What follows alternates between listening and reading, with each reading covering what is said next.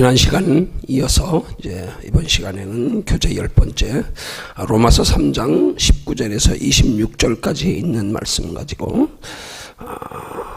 새로 열린 구원의 길, 이런 교재의 제목으로 함께 로마서를 또 공부 시작합니다.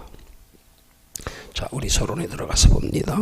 지금까지 우리는 여러 시간을 통해 예수님 없는 인생이 얼마나 절망적인가를 배웠다. 그것은 죄인이라는 상태에서만의 절망에 머물지 않는다. 우리 스스로 그 죄를 처리할 능력이 없다는 데서 절망은 더 커진다. 결국에는 우리 힘으로 구원을 받을 만한 가능성을 전혀 찾을 수 없다는 데서 그 절망은 절정에 이른다. 그렇다면 하나님은 이런 우리의 절망을 보고 어떤 생각을 하실까? 지금부터 살펴보게 될 말씀을 통해 하나님은 사랑이 풍성하신 분임은 알게 될 것이다. 에스겔 선지자가 기록한 것처럼 내가 어찌 악인이 죽는 것을 조금인들 기뻐하랴. 반문하시며 죄에 빠진 인간을 구원하시려고 밤낮을 가리지 않고 일하신 하나님을 보게 될 것이다.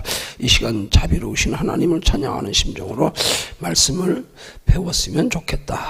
자, 이런 교재 서론의 말씀 중에서 오늘 살펴볼 영적인 교재의 교훈의 내용은 새로 열린 구원의 길입니다. 새로 열린 구원의 길이라고 하는 건 예수 그리스도를 통한 구원의 길을 새로 열린 구원의 길이라 교재가 그렇게 말하는 거고, 그 교재를 통한 새로 열린 구원의 길이 왜 예수 그리스도를 통한 구원의 길을 새로 열린 구원의 길이라고 말하는가? 사실은 정확히 표현하면 새로 열린 구원의 길이 아니에요. 그러면 새로 열린 구원의 길이라고 하는 것은 말의 뜻은 뭐예요? 다른 구원의 길이 있었음을 전제하는 말 아니에요. 그렇죠? 전에도 구원의 길이 있었어.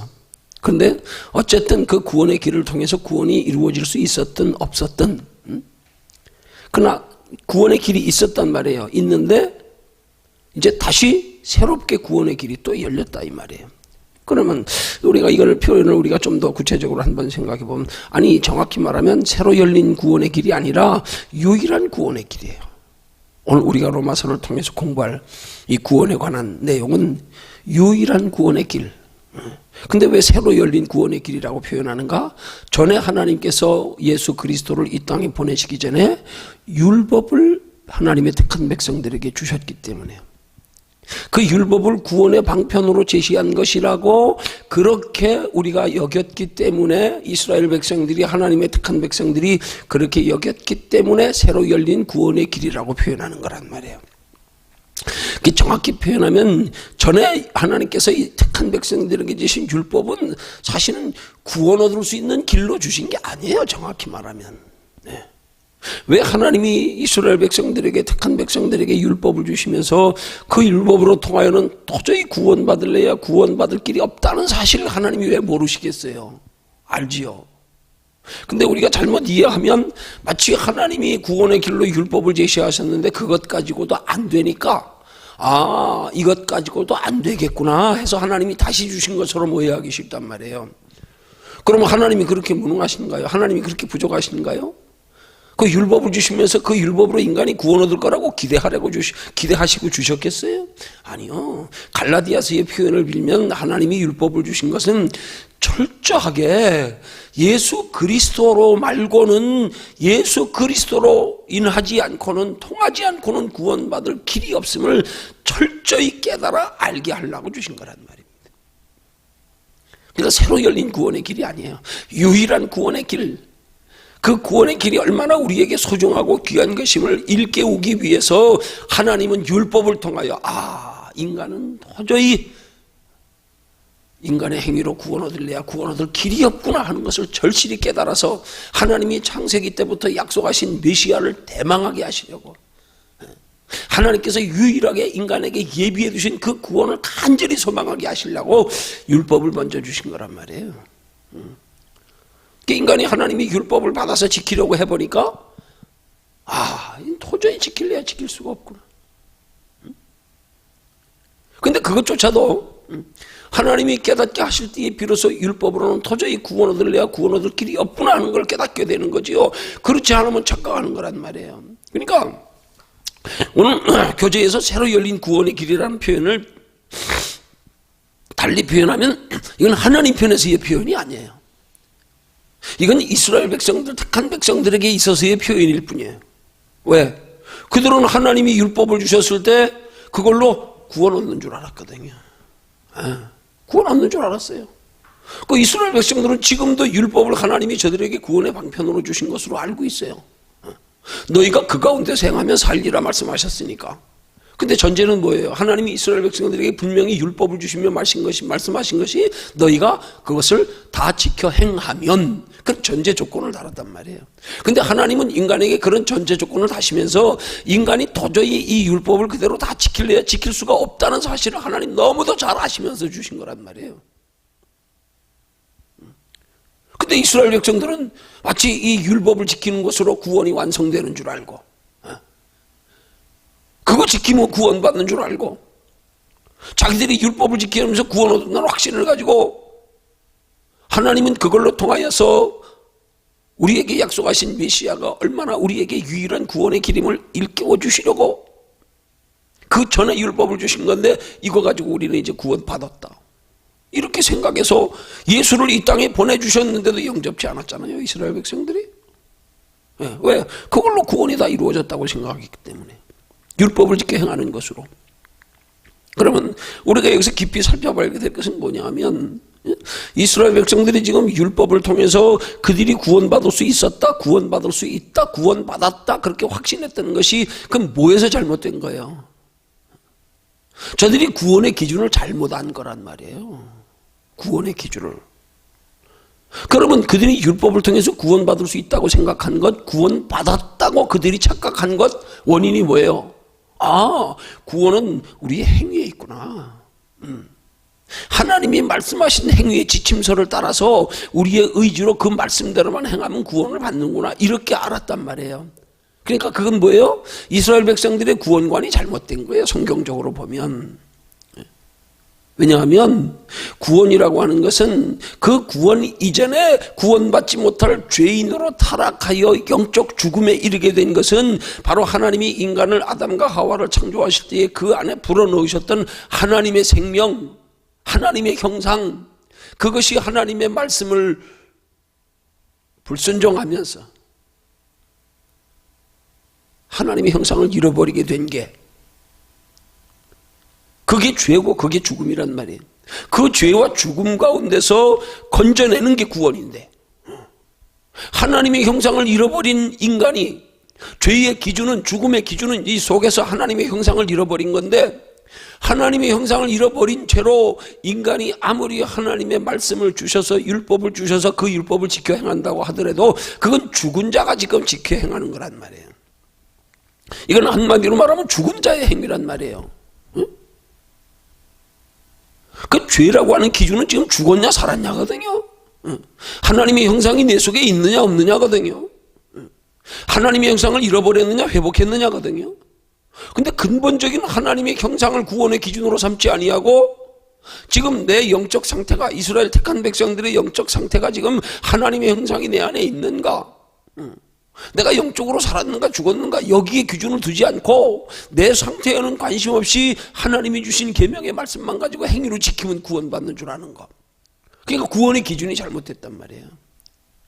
구원의 기준은 인간의 행위가 아니란 말이에요. 그거는 이 시대의 복음의 시대에 와서도 마찬가지요. 구원의 기준은 행위가 아니라니까요. 지금 내 안에 하나님이 계시느냐 계시지 않느냐, 이게 구원의 기준인 거예요. 이게 내 안에 하나님의 성령이 계시지 아니하면 아무리 구약시대의 이스라엘 백성들이나 똑같이 율법을 지켜도 구원 못 받는다니까요.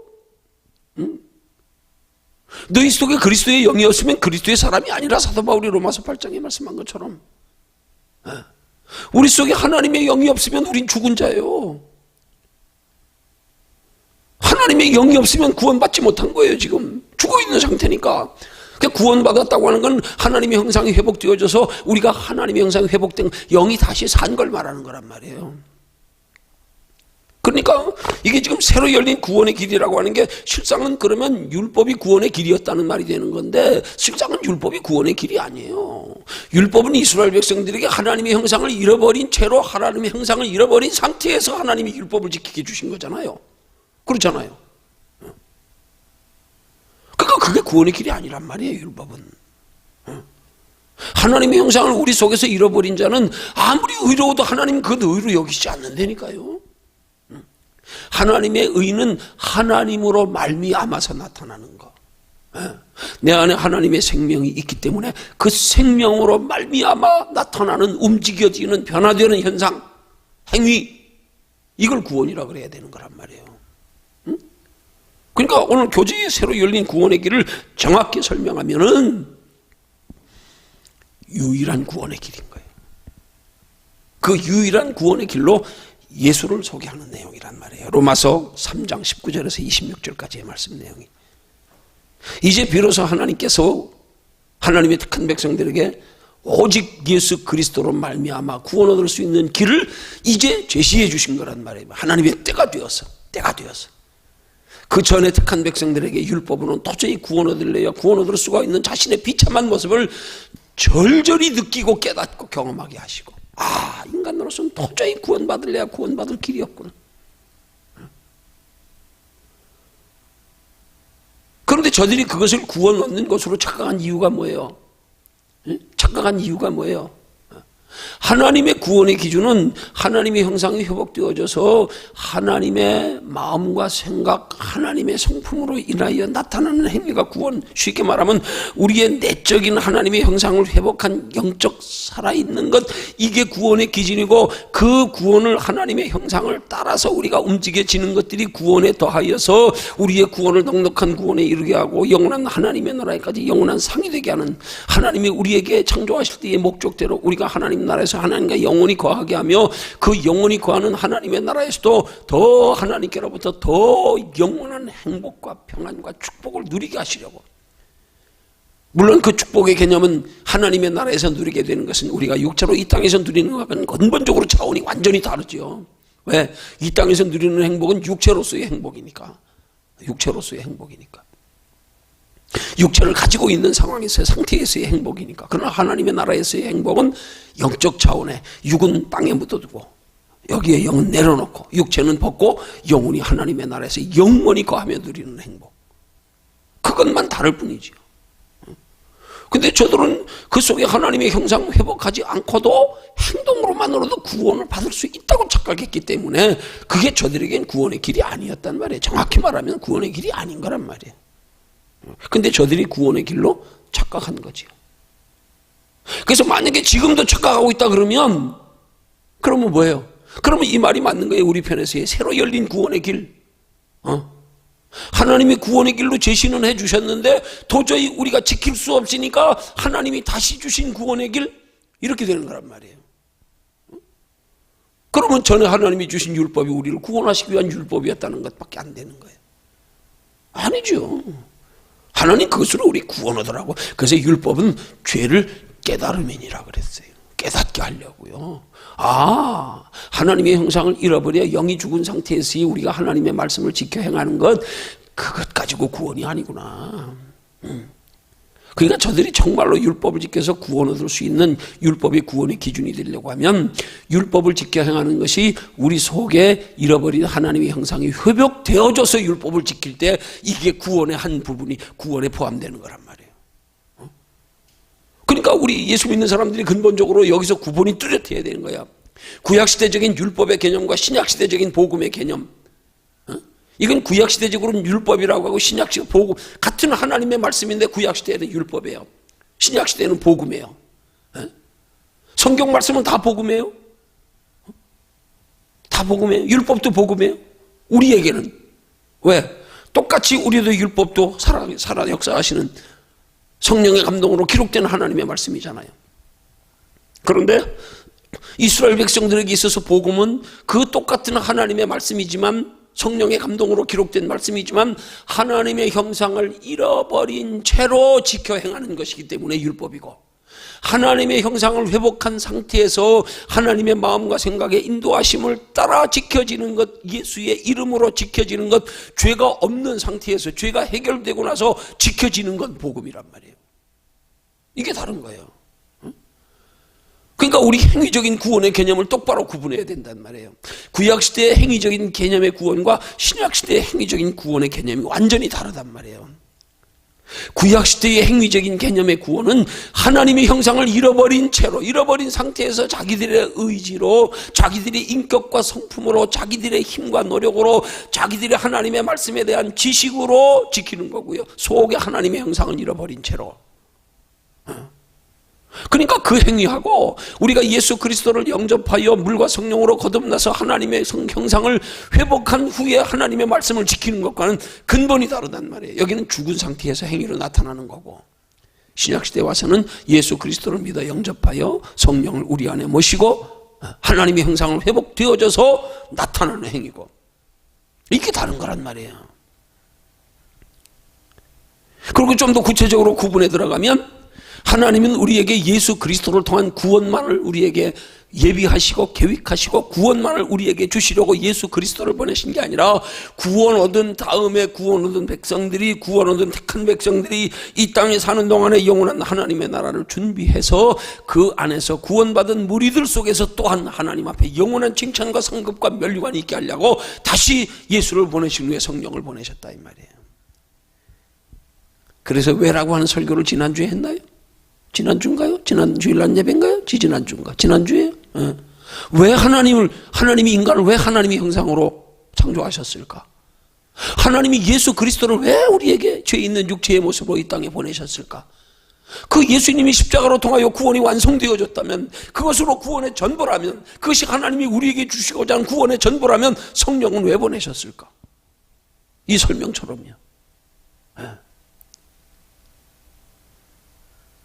하나님이 우리를 하나님의 형상으로 지으신 건 다른 모든 생명체와 다르게 하나님과 영원히 거하게 하시려고. 근데 하나님의 창조의 계획대로 영원히 거해야 할 인간들이 하나님의 명령에 불순종함을 통하여 하나님의 형상을 잃어버려 영원히 죽게 되었기 때문에, 그 뭐가 죽은 거예요? 하나님과 영원히 거할 생명이 죽어버린 거란 말이에요.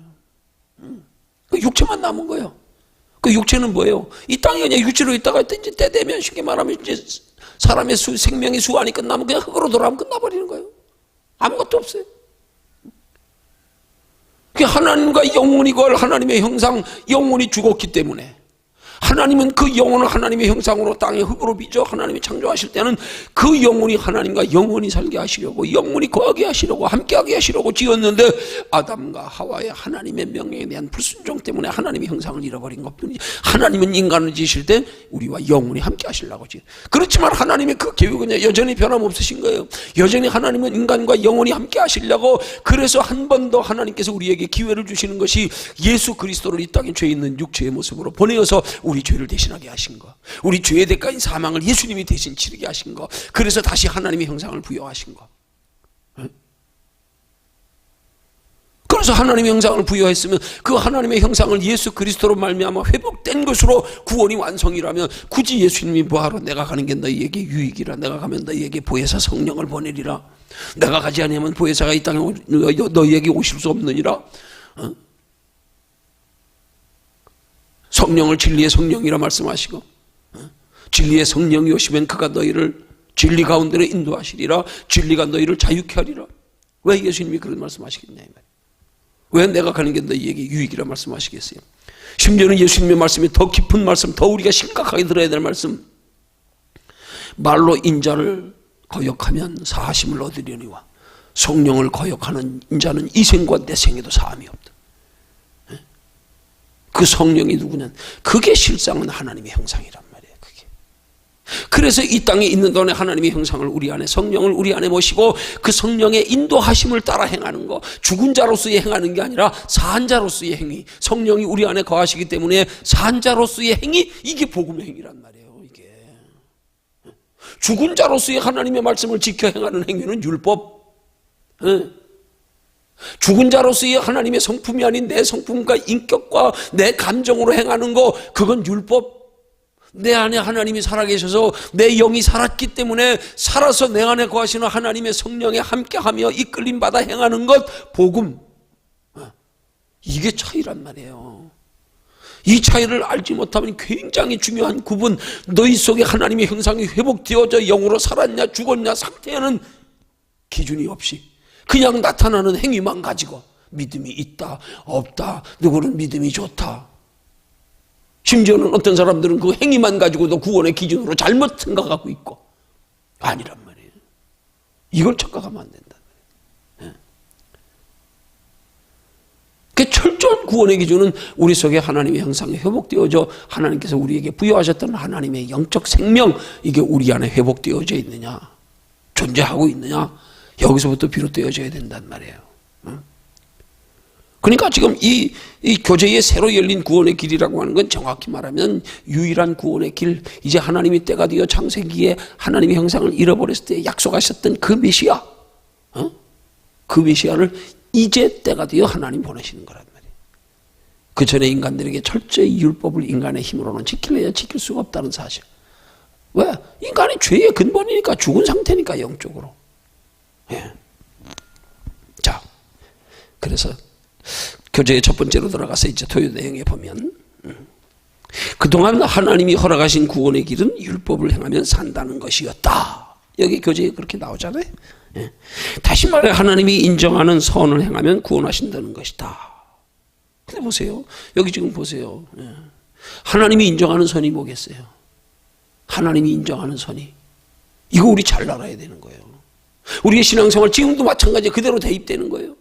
이스라엘 백성들에게 하나님께서 지금 이게 이스라엘 구약시대의 이스라엘 백성들에게 하나님이 구원의 길은 율법을 행하면 산다는 것이었다, 이렇게 말하고 있는 거예요. 예?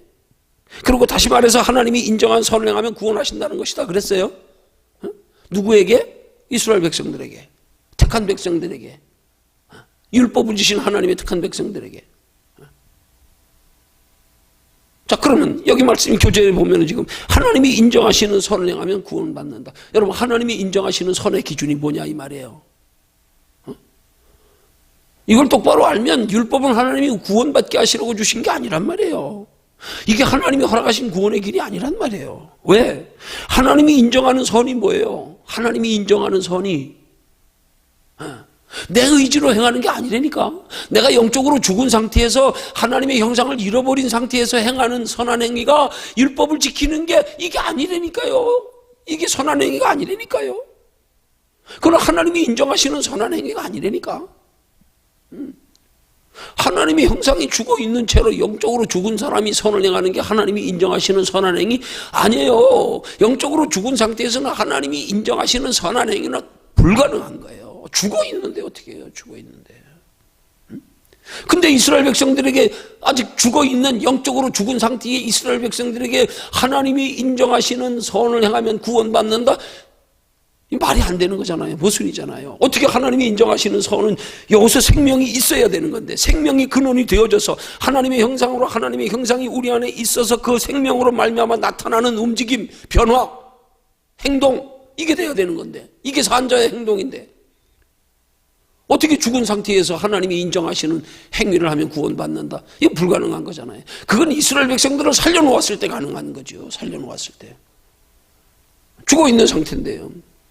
그게 무슨 말이에요 지금? 그러니까 그러니까 하나님이 허락하신 구원의 길은 율법을 행하면 산다는 거다? 아니요. 율법을 행하면 산다는 게 구원 얻는 길이 아니란 말이에요. 정확히 말하면 아니에요.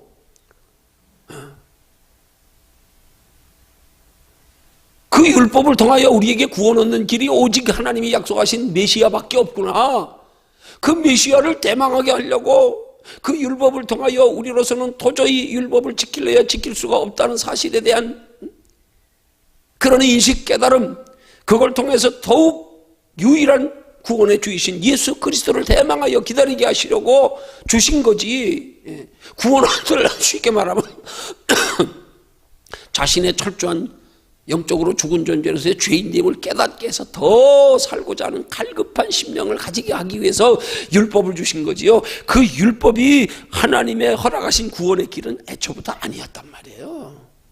아니었단 말이에요. 왜? 하나님의 형상을 잃어버린 인간은 애초부터 하나님의 형상을 잃어버려 영적으로 죽었기 때문에 그 율법으로는 구원 얻을래야 구원 얻을 길이 없는 거니까요. 이걸 하나님이 모르고 이스라엘 백성들에게 그러면 율법을 지켜 행하면 예수님 안 오셔도 됐네? 그 이스라엘 백성들이 그렇게 착각했으니까 예수님 오셨는데도 안 받아들이는 거예요. 필요 없다. 우리 율법으로 구원받으니까. 이렇게 된 거 아니에요? 그러니까 하나님이 이스라엘 백성들에게 율법을 주신 게 구원 얻게 하려고 주신 게 아니란 말이에요. 근데 여기 지금 교재에서는 그동안 하나님이 허락하신 구원의 길은 율법을 행하면 산다는 것이었다. 이렇게. 율법을 행하면 산다? 아니요.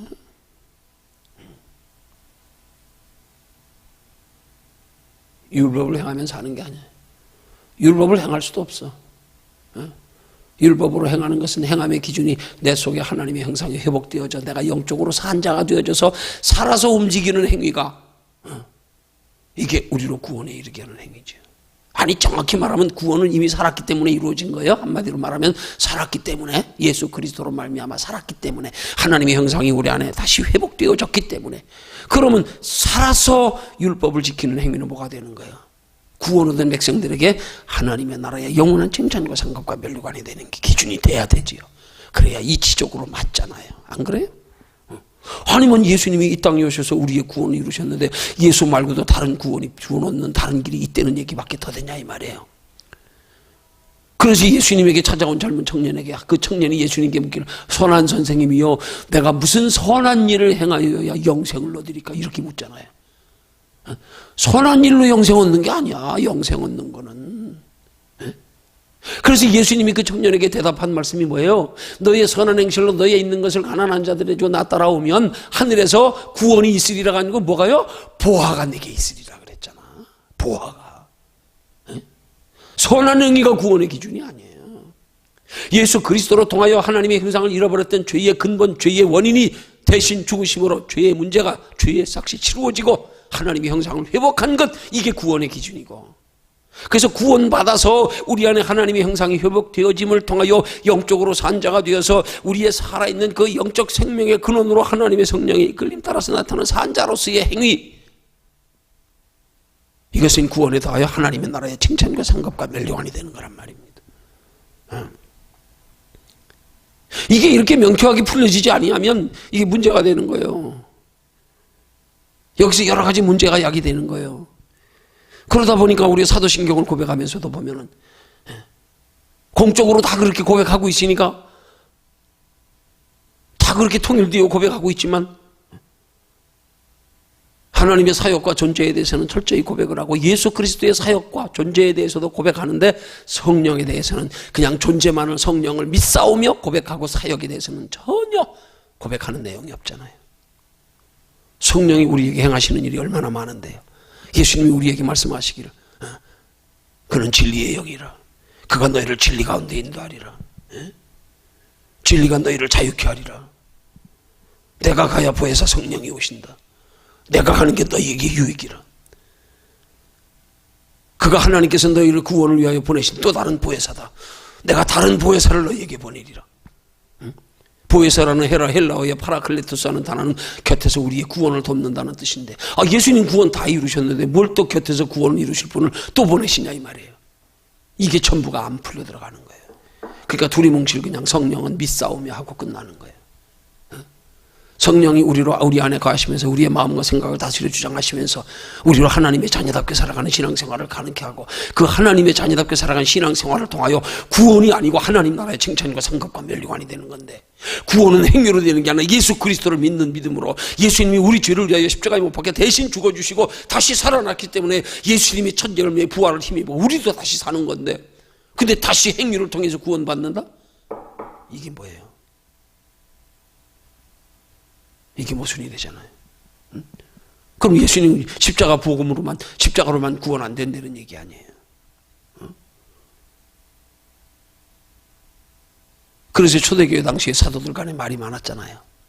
무슨 이제 사도들이 마가의 다락방에서 성령 충만 받고 예수 믿고 나니까 알고 나니까 이제 예수만 믿으면 되네. 그럼 율법은 어떻게 할 거냐? 율법은 어떻게 할 거냐? 그래서 회의한 결과 예수 그리스도를 믿는 믿음 안에서 기본적으로 율법도 지켜 행해야 구원받는다. 이게 논란이 된 거 아니에요. 이게 구원은 오직 예수 그리스도로 말미암아 얻는 것. 우리의 생명이 사는 길은 우리 죄를 대신하여 죽어주시고 다시 살아나신 오직 예수 한 분만으로 가능한데 그 다음에 다시 성령을 보내서 우리가 성령의 인도하심을 따라 살아가는 것이 구원이다. 그러면 예수 하나 가지고 구원이 안 된다는 얘기 아니에요. 그러니까 예수님이 우리의 구원을 돕기 위해서 보내시는 또 다른 보혜사 성령님은 구원이 무슨 구원이냐. 우리 그 구원을 세 가지는 명확하게 구분해야 된단 말이에요. 첫째는 무슨 구원이요? 하나님의 형상을 잃어버린 가운데서 죄 가운데서 얻는 구원. 그 무슨 구원이야? 죄를 해결받는 구원. 죄의 문제가 해결되는 구원. 첫째. 이제 죄인에서 죄가 없다고 선언함을 받는 구원. 두 번째는 그 예수 그리스도로 말미암아 영원한 하나님의 나라에 들어가게 되는 구원. 첫째는 죄가 없다고 하는 의롭다 판결받는 구원, 두 번째는 판결받은 결과로 영원한 하나님의 나라에 들어가는 구원, 그 다음엔 영원한 하나님의 나라에 들어가서 하나님과 영원히 거하는 천국에서의 칭찬과 상급과 면류관을 얻는 구원. 이런 세 가지 구원이 명확하게 우리가 제시되어질 때 삼위일체 하나님의 사역이 우리에게 뚜렷하게 구분되어지는 거란 말이에요. 그게 안 되면 문제가 되는 거예요. 그러다 보니까 구원관이 다 이게 신학적으로 정립이 뚜렷하게 돼야 되는데 그렇지 않으니까 어느 목사님은 똑같은 신앙을 똑같은 개신교회 똑같은 기독교에서도 오직 구원은 예수 그리스도로 오직 예수 그리스도만 주장하는 사람이 있는가 하면 어떤 사람은 예수 그리스도 믿어도 성령 받지 않으면 구원 없다 그러는 사람이 있고 어떤 사람은 예수 그리스도를 믿고 성령 받아도 하나님의 말씀대로 행치 않으면 구원 없다 그러고요. 다 세 가지를 다 구원에 갖다 붙이니까 이게 문제가 되는 거란 말이에요. 이게. 그러면 이 세 가지를 전부 구원의 조건을 갖다 붙이면 뭐예요? 그 유일한 구원의 길, 십자가는 유일한 구원의 길이 아니네. 왜? 예수만 믿어가지고는 안 된다는 거예요. 성령 받아야 된다는 거예요. 성령만 받아가지고도 안 된다는 거예요. 행함이 있어야 된다는 거예요. 왜? 다 성경에 나와 있는 구절이에요. 다 있어요. 그럼 성경에서 이 구원의 기준으로 세 가지를 제시하는 구원의 기준이 구체적으로 어떤 구원을 말하느냐? 이게 명쾌하게 정립이 돼야지. 이게 안 되면 문제가 되는 거예요. 그러니까 사람들이 각각 견해가 틀리는 거예요. 이게 구원관에 있어서. 그래서 어떤 사람은 성령의 필요성을 인정하지 않고 성령을 경히 여기고 성령을 부인하고 성령 받은 것을 정죄하고 신비주의다, 이단이다 그러고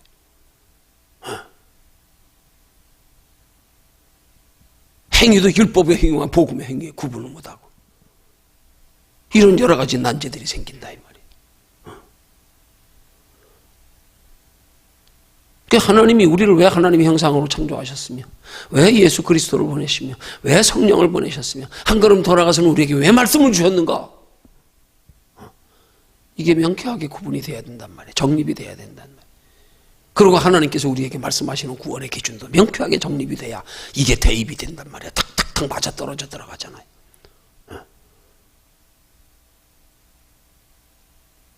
하나님의 형상으로 창조하시고 죄의 문제 해결하시기 위해서 예수 그리스도 보내시고 죄의 문제 해결된 우리 속에 성령으로 말미암아 하나님의 형상 회복되어지게 하셔서 성령이 우리 안에 거하시면서 하나님 나라에 이르기까지 하나님의 나라를 준비하며 살게 하셔서 구원은 예수 그리스도로 말미암아 천국에 들어가고 천국에 들어가서 하나님과 영원히 영생 복락 누리며 살아가는 칭찬과 상급과 면류관의 정도는 내가 이 땅에서 성령의 인도하심을 따라 얼마나 말씀에 준하여 하나님의 뜻대로 살아왔느냐. 그것들이 너희 하나님의 나라에 행한 대로 갚으리라. 그렇게 하나님의 나라에서 상 받을 자들을 성경은 여러 군데서 말씀하고 있고 여러 믿음의 선진들이 다 그 하나님의 나라의 상을 바라보고 살았다고 하고 있잖아요. 모세도 그랬고요. 아브라함도 그랬고요. 장래의 기업을 바라보고 상주심을 바라보고 사도 바울도 하나님이 위에서 부르신 부름의 상을 위해 달려간다고 말하고 예수님도 우리에게 보물을 하늘에 쌓아두라 말씀하고 이게 명확하게 그래야 풀려져 간단 말이에요. 그러니까 그동안 하나님이 허락하신 구원의 길은 율법을 행하며 산다는 것이었다? 아니에요. 구원의 길이 아니라 그 율법을 통하여서 인간으로는 구원받을래야 구원받을 길이 없구나. 율법을 지켜 행할래야 지켜 행할 수가 없구나 하는 걸 깨닫게 하시려고 주신 거란 말이에요. 그래서 갈라디아서의 율법에 대해 정의하기는 율법은 죄를 깨달음이니라 그렇게 말씀하네요. 죄를 깨닫게 하려고. 하나님의 형상을 잃어버린 인간으로서는 율법을 지켜 행할래야 행할 수가 없구나. 왜 행할 수가 없는 거예요? 실제로요, 613 613가지의 계명 중에 성경은 어느 하나라도 범하면 구원받을 길이 없다 그랬어요. 그래서 이스라엘 백성들이 수시로 구약시대에 보면 하나님 앞에 제사를 드렸잖아요. 제사 왜 드렸어요? 물론 거기에는 화목제도 있어요. 그렇지만 우리의 죄로 인하여 드려지는 제사들이 얼마나 많았냐. 하나님과의 화목제보다 우리의 죄로 인하여 제사 드릴 때가 더 많았단 말이에요. 부지중에 짓는 죄, 또 고의로 짓는 죄. 그래서 하나님이 임시 방편으로 저들의 죄의 문제를 해결하시는 걸 뭘로 해결하셨어요? 저의 죄로 인한 사망의 대가를 짐승의 생명을 대신해서. 그래서 하나님이 구약시대에 그들의 죄를 해결받는 짐승을 통하여, 제사를 통하여 짐승의 피로 생명을 대신 드리는 것으로 해결함을 받는 죄는 잠깐의 그 순간뿐이다. 지나가고 나면 죄는 다시 생각난다. 지나가고 나면 죄는 다시 드러난다. 그래서 우리의 죄를 단번에 해결할 수 있는 생명드림은 예수 그리스도를 통해서만이 가능하다. 그러니까 저들이 죄를 대신하여 짐승을 잡아들이는 것조차도 그것 가지고 근본적으로 죄가 해결된 게 아니란 말이에요. 왜냐? 그거는 죽은 사람에 의해서 죽어서 나타나는 죄의 행위 말이지 죽음까지 살리는 건 아니니까요. 짐승 잡아주겠다고 내가 하나님의 형상 회복하는 거 아니잖아요. 오직 예수 그리스도께서 십자가에 못 박혀 돌아가셔서 우리 죄의 문제를 단번에 해결하시고 죄 없는 우리 속에 하나님의 영으로 부활하셔서 우리 속에 들어오시기 때문에 하나님의 형상이 회복된 게 근본적인 죄의 문제 해결이지요. 아니 죽은 거에서 냄새가 난다고 그거 그냥 냄새만 제거했다 그래서 그게 산 거냐고요? 아니잖아요. 더러워진 거 깨끗하게 씻었다고 죽은 시체가 아무리 깨끗하면 뭐합니까? 그거 산 거 아니잖아요. 아무리 짐승의 피를 제사 드린다고 짐승의 피로 제사 드렸다고 하나님의 형상이 회복되냐고요? 아니잖아요. 율법은 그런 거예요. 율법으로는 도저히 죄의 문제 해결할 수 없어요. 율법 지켜야 한다고 우리 안에 하나님의 형상이 회복되는 거 아니라니까요. 하나님 앞에 율법을 통하여 구원받을 행위는 하나님의 형상이 회복되어져서 하나님의 생명에 의해서 나타나는 것이 되어야 되는 거지요. 하나님의 생명이 있기 때문에 살아서 역사하는 행동, 이게 구원의 증거가 되어야 되는데요. 그러니까 율법 가지고는 구원 얻으려고 주신 길이 아니란 말이에요. 그러니까 하나님이 허락하신 구원의 길은 율법을 행하면 산다는 것이었다가 아니고, 정확히 표현하면, 표현을 정확히 하면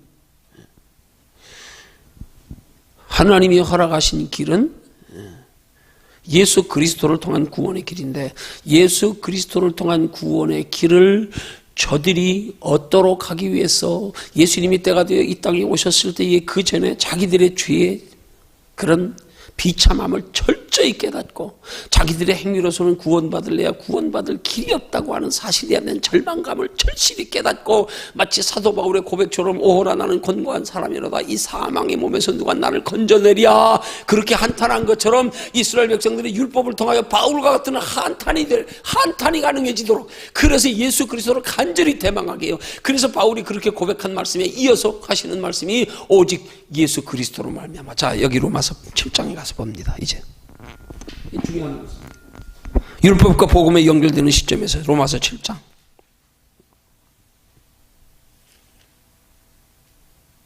자, 24절과 25절의 말씀 보십시다.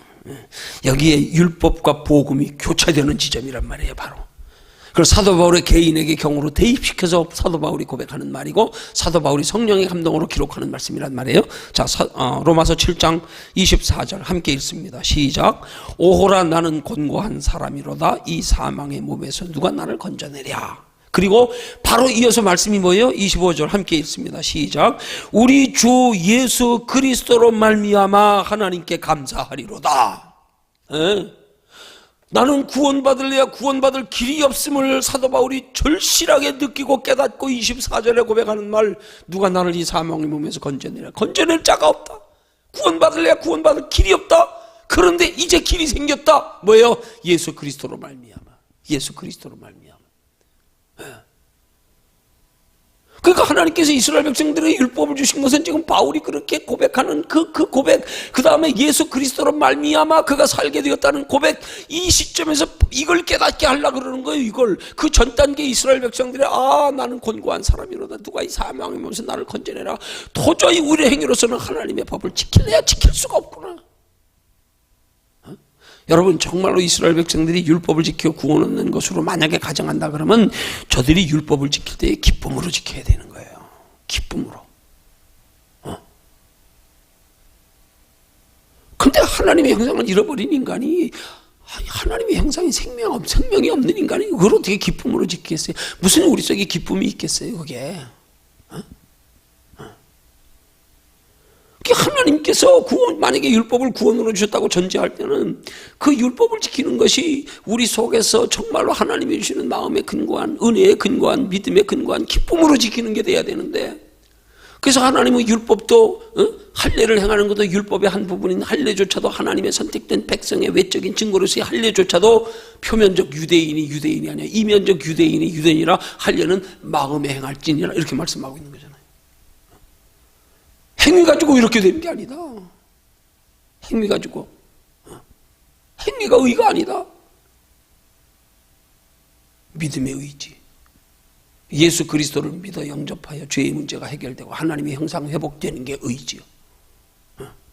그러니까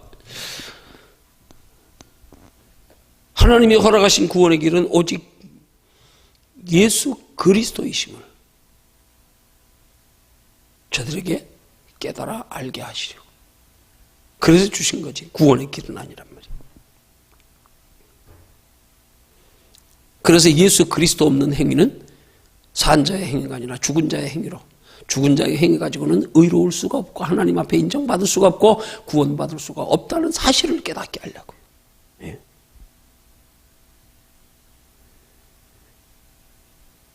그래서 그 다음 구절이 뭐예요? 그러나 수천 년을 통해 하나님이 얻으신 결론은 사람이 율법을 도저히 지킬 수 없다는 것이었다. 하나님이 수천 년을 통해 얻으신 결론? 아니요. 그러나 하는 전제? 아니에요. 그러나가 아니에요. 그러나가. 구원 얻으라고 주었는데 도저히 그것 가지고 구원 못 오니까? 아니요. 하나님이 수천 년을 통해서 얻으신 결론이 아니에요. 처음부터 계획하신 거예요. 하나님. 처음부터. 그래서 창세기 때 분명히 말씀하셨잖아요. 메시아를 약속하셨잖아요. 하나님이 약속하신 메시아가 뭐예요? 범죄한 인간들, 그들에게 하나님이 다시 한번 기회를 주셔서 영원히 살 기회 주신다는 거. 너희로 하나님이 약속하신, 너희로 하나님과 영원히 거하게 하라고 창조한 그 하나님의 생명 잃어버린 거 다시 회복시킬 자. 누구? 사탄 마귀는 여인의 발 뒤꿈치를 상하게 할 거고, 여인의 후손으로는 예수 그리스도는 사탄의 머리를 깨뜨려 버릴 거다. 예수 오실 거 처음부터 말씀하셨잖아요. 하나님이 창세기에 하나님의 형상을 잃어버릴 때부터 하나님이 계획하신 구원은 예수 그리스도가 오셔서 이루어지는 거지요. 율법으로 이루어지라고 준 게 아닌데니까. 근데 뭘 하나님이 수천 년을 통하여 얻은 결론이 저것들 율법으로 구원 얻으라고 줬더니 도저히 안 되겠네. 이게 아니란 말이에요. 이게 아니란 말이에요.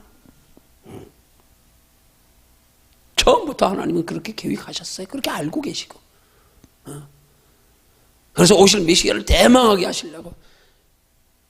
그래서 누가 그렇게 오실 메시아를 대망했어요? 누가? 사도 요한이요. 옥에 갇혀가지고 제자들을 보내가지고 오실 메시아가 오실 리가 당신입니까? 아니면 다른 일을 기다리리까? 하나님이 약속하신 메시아, 오실 메시아, 그 예수. 오직 하나님의 구원의 길로 창세기 때부터 약속하신 메시아 예수 그리스도. 율법이 아니란 말이에요. 자, 그러면 여기 지금 어떻게 말하고 있어요? 네 번째 줄에서. 율법은 선을 행하게 하는 것보다 오히려 역효과를 일으켰다. 19절 20절에서 이 사실을 어떻게 말하고 있는가? 자, 로마서 3장 19절 20절 함께 읽습니다. 시작. 로마서 3장 19절 20절. 19절. 자, 우리가 알거니와 무릇 율법이 말하는 바는 율법 아래 있는 자들에게 말하는 것이니 이는 모든 입을 막고 온 세상으로 하나님의 심판 아래 있게 하려 함이라. 율법이 말하는 바가 뭐라고요? 하나님의 심판 아래 있게 하려 함이라. 이 말을 다시 쉽게 표현하면 율법 아래 있게 하려는 말은 율법을 깨닫게 하려 함이라 그런 말이에요. 율법으로 말하면 저의 죄가 지배를 받고 있다는 사실을 쉽게 말하면 율법에 비추어 보니까 나는 죄인이구나. 이 죄인이라는 사실을 인식하여 깨닫게 죄의식의 죄인으로서의 자신의 처참한 모습을 깨닫게 하려고 율법을 주신 거라 이 말이에요. 처음부터 구원 얻게 하려고 율법 주신 거 아니란 말이에요. 네. 자, 그러므로 20절에 뭐예요? 네. 그러니까 여기 19절에 뭐라 그래요? 온 세상으로 하나님의 심판 아래 있게 하려 함이라. 우리는 죽을 수밖에 없구나. 우리는 심판받을 수밖에 없구나. 메시아가 약속하신 메시아가 이 땅에 오시기 전에는 율법을 통하여 우리가 심판받을 수밖에 없는, 영원히 죽을 수밖에 없는 존재라는 사실을 깨닫게 하기 위해서 율법 주신 거란 말이에요. 구원 얻게 하려고 주신 게 아니고요. 자, 그 다음 20절에 함께 읽습니다. 시작. 그러므로 율법의 행위로 그의 앞에 의롭다 하심을 얻을 육체가 없나니 율법으로는 죄를 깨달음이니라. 죄를 깨달음이니라. 깨닫게 하려고 준 거지 구원받게 하려고 준 게 아니다. 구원받게 하려고 준 게 아니다. 근데 오늘 이 시대에서 많은 그리스도인들이 아직도 이런 율법과 복음의 차이를 몰라서 율법으로 지키는 행위, 그것 가지고 그걸 구원의 기준으로 알고, 아니 심지어는 한 걸음 더 나가서 우리 속에 하나님의 성령으로 말미암아 우리가 그 성령의 인도하심과 감동하심을 따라 말씀을 지켜도 그 말씀을 지키는 게 우리를 구원받게 하는 건 아니란 말이에요. 그러면 예수 그리스도 없이도 행함이 있으면 구원받는다는 얘기 아니에요? 아니라니까요. 이 철저히 아무리 성령이 우리 안에서 우리를 인도하여 행하는 일이라도 이거는 예수 그리스도의 십자가를 통한 죄의 문제 해결과는 차원이 다른 거란 말이에요. 달라야 되는 거예요.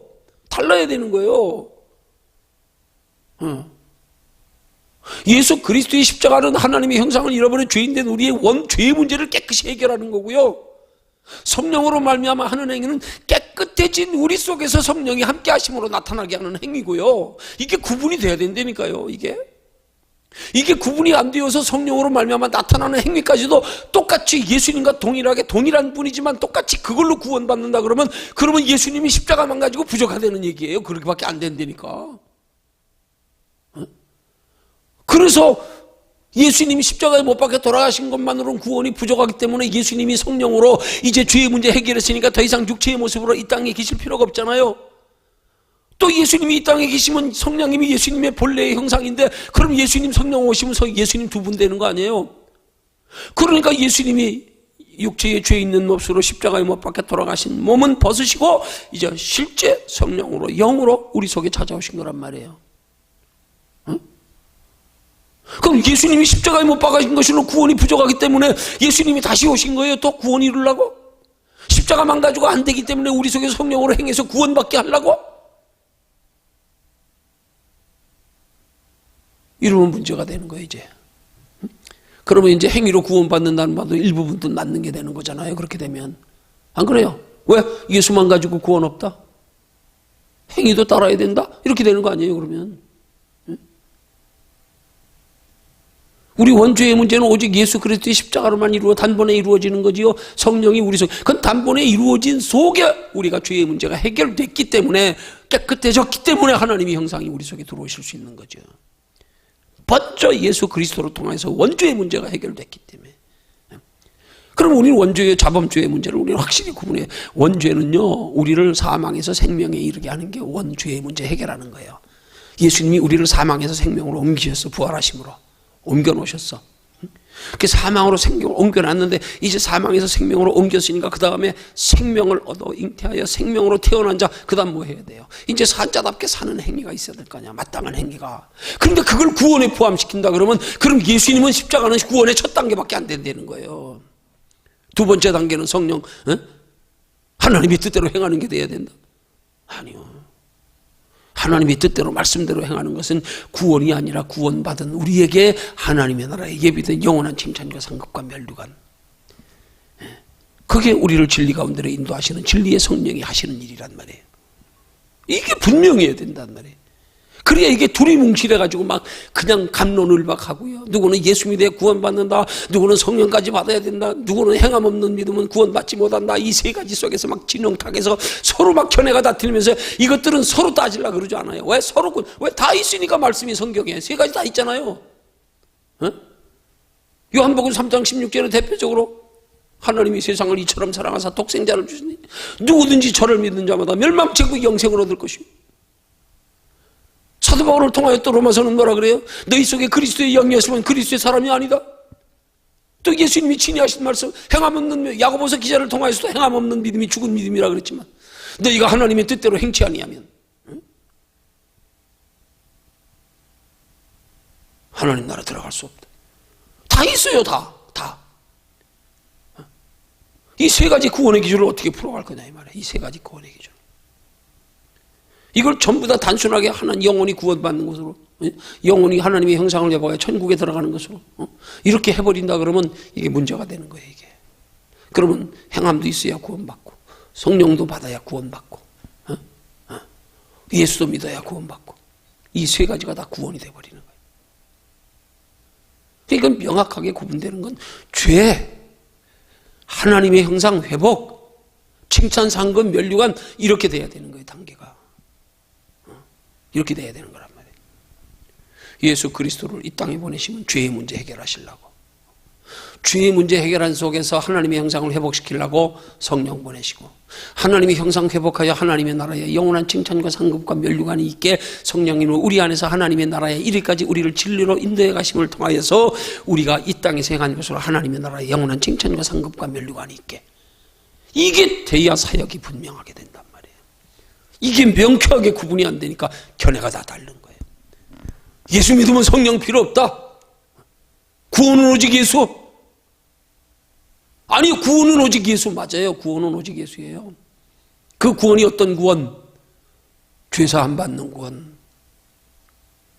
하나님의 형상 회복하는 구원은 성령으로, 죄사함 받는 구원, 죄의 문제 해결되는 구원, 죄의 문제 해결되고 깨끗해진 속에 다시 하나님의 형상이 들어오는 구원, 이건 성령으로 말미암아. 그 다음에 하나님의 나라의 영원한 칭찬과 상급과 면류관은 우리 안에 가시는 성령의 인도하심을 따라 행하는 것으로, 성령의 인도하심을 따라서 하나님의 기록된 말씀대로 행하는 것으로, 이게 명확하게 구분이 돼야 된단 말이에요.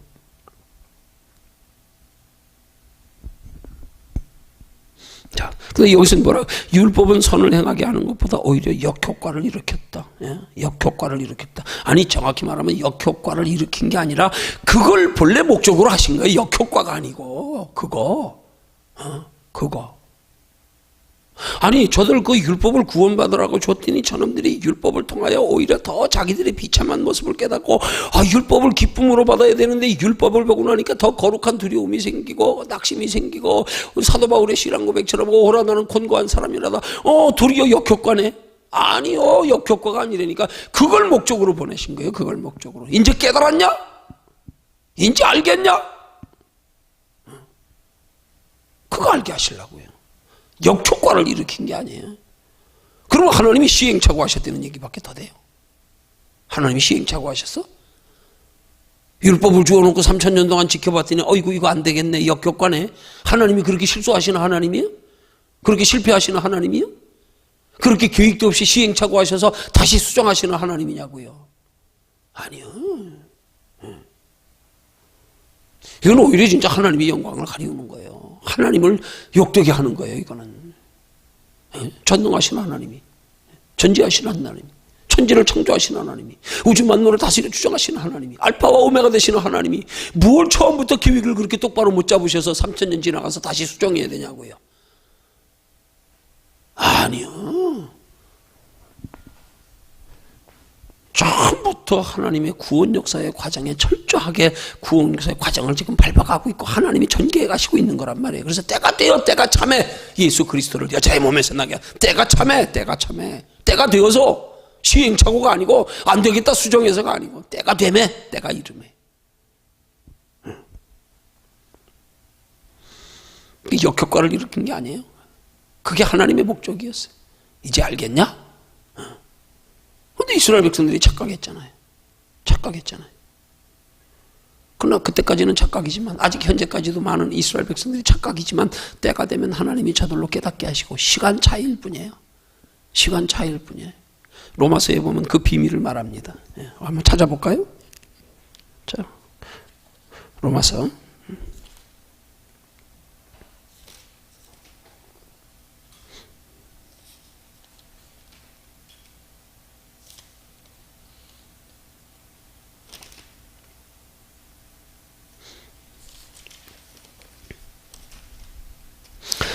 로마서 11장 25절.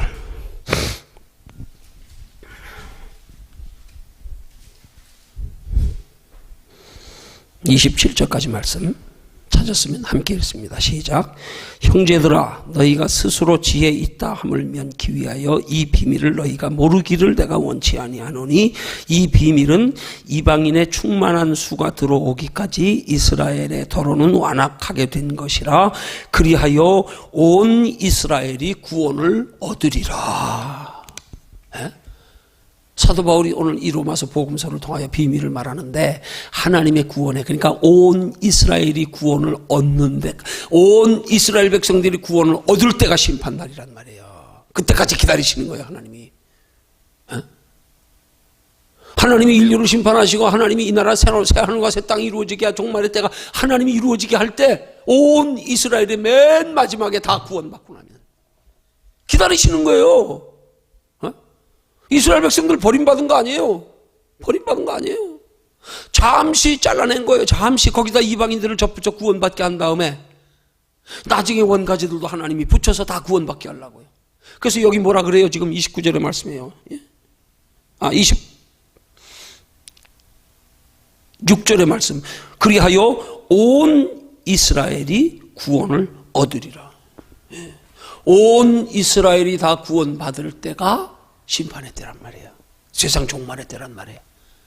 그러니까 우리는 말세기 때 세상 종말 때는 뭐 보면 아느냐? 성경대로요, 이스라엘 백성들이 예수를 영접하는가?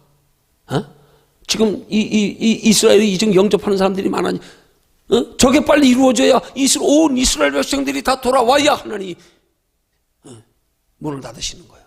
지옥의 문을 닫으시는 거예요. 꽝 닫아놓고 이제 택한 백성들은 다 천국이, 이스라엘 백성들이 다까지 다 들어올 때까지 기다렸다가, 그게 마지막 종말의 비밀을 말. 이 비밀. 그래서 바울이 여기서 그렇게 말하는 거예요. 이 비밀이, 이 비밀을 너희가 모르기를 원치 아니하노니,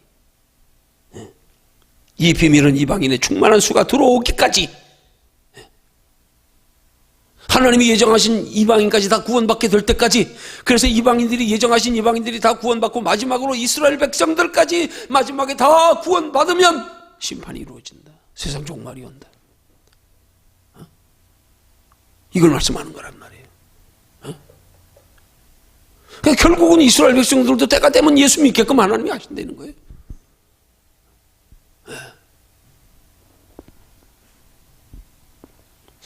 이게 모든 것들이 다 하나님의 경륜 속에, 계획 속에 들어있는 거지, 이게 무슨 시행착오고 역효과고 아닙니다. 자, 그 다음 두 번째로, 우리가 율법을 가까이 할수록 죄의식을 더 느끼게 된다. 그거 하려고 하나님이 율법을 주신 거예요. 율법은 쉽게 말하면 하나님의 형상을 잃어버리고 우리로서는 하나님의 뜻대로 살아갈 수 있는 그런 힘이 없음을, 하나님이 생명의 우리 속에 본질임을, 생명의 근원임을, 그걸 깨닫게 하려고 그러는 거예요. 그래서 하나님의 말씀은 보면 볼수록 내 죄가 깨달아지는 거예요. 나의 연약함은 부족함이 깨달아지는 거예요. 바울이 이걸 깨달았기 때문에 뭐라 그래요? 오호라 나는 죄인 중에 괴수로다 그러잖아요. 바울이 진짜 죄인 중에 괴수예요? 우리의 행위와 우리의 믿음과 비교해봐. 뭐가 괴수예요? 죄인 중에 괴수라는 말, 죄인 중에 우두머리. 내가 제일 큰 죄인이다. 내 죄가 제일 많다 그 말이에요. 바울이 죄가 제일 많대. 그 말이 뭐예요? 율법으로 통하여 죄가 깨달아지기 때문에, 전에는 몰랐던 보이지 않던 죄까지 깨달아지니까. 우린 지금 죄가 깨달아지지 않고 보여지지 않아서 우리가 죄인인 줄 모르는 거죠.